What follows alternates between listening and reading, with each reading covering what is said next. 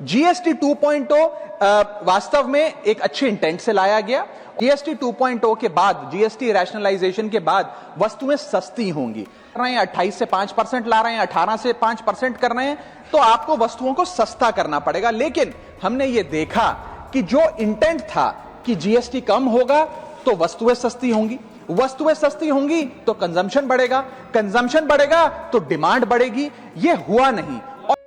GST 2.0 को लेकर सरकार एक बड़ा और ऐतिहासिक सुधार बता रही है। टैक्स स्लैब कम किए जा रहे हैं, दरों का युक्तिकरण भी हो रहा है। लेकिन सवाल ये है कि क्या इस सुधार का असली फायदा आम उपभोक्ता तक पहुंच रहा है? अगर टैक्स में कटौती के बाद भी कीमतें कम नहीं हो रही तो फिर इस सुधार का मतलब क्या है? इसी अहम मुद्दे को राज्यसभा में सांसद राघव चड्ढा ने जोरदार तरीके से उठाया। जीएसटी 2.0 वास्तव में एक अच्छे इंटेंट से लाया गया और सबको ये उम्मीद थी कि जीएसटी 2.0 के बाद, जीएसटी रैशनलाइजेशन के बाद वस्तुएं सस्ती होंगी।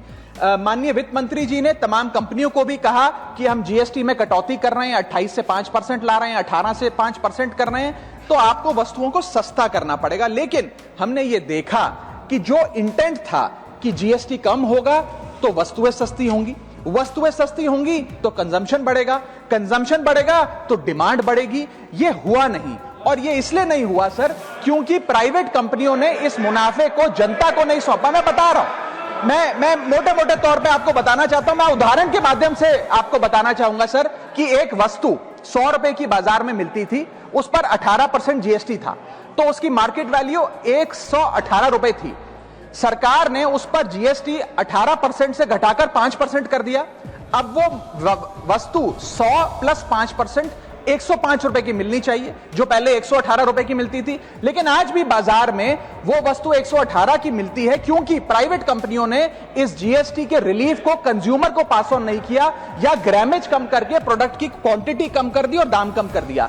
इसीलिए यह जरूरी है कि पास थ्रू का बेनिफिट पूरी तरीके से प्राइवेट कंपनियां जो कंज्यूमर को दें, ताकि जीएसटी की इस रैशनलाइजेशन का कटिंग एज लेवल पे कंज्यूमर को फायदा हो। हमने देखा सर, इंडिपेंडेंट सर्वे बताते हैं, खास तौर पे लोकल सर्कल्स का एक सर्वे, कि एफएमसीजी, फार्मा और पैकेज फूड की इंडस्ट्री के अंदर मात्र 10% कंज्यूमर को फुल जीएसटी का बेनिफिट मिला।